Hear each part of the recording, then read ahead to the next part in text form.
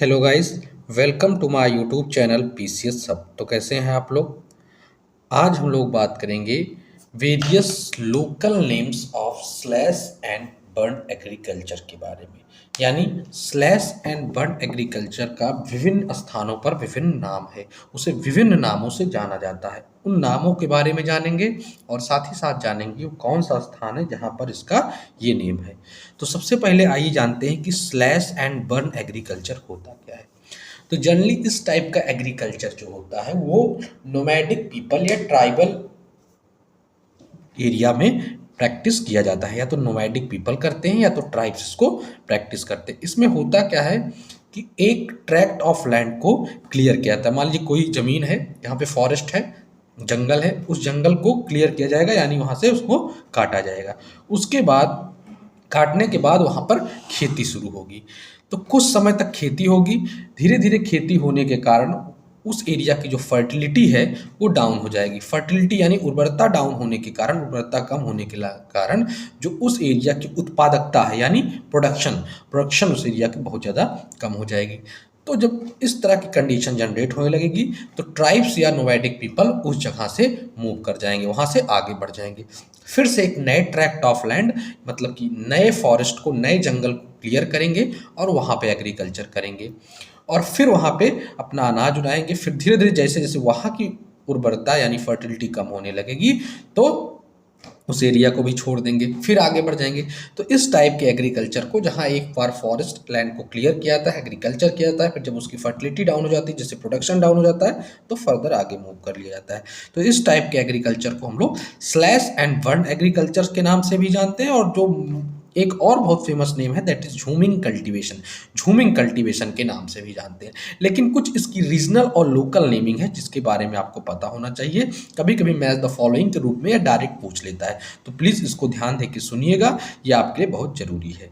तो चलिए शुरू करते हैं और जानते हैं अबाउट द लोकल और regional names of the slash and burn, या we can say that about the jhuming cultivation.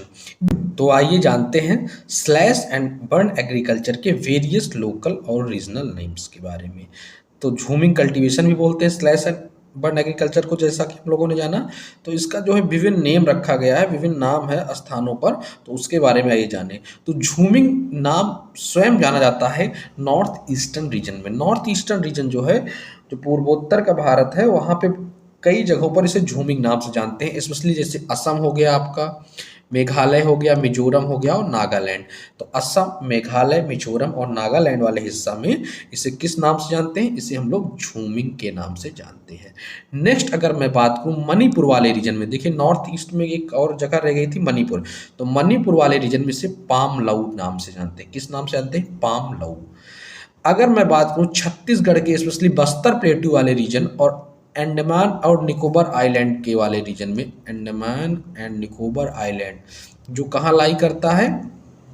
Indian ocean में, in the south eastern side of India. South eastern side में इंडियन ओशन में part है, जो आप लोग जानते भी होंगे अंडमान निकोबार आइलैंड के बारे में।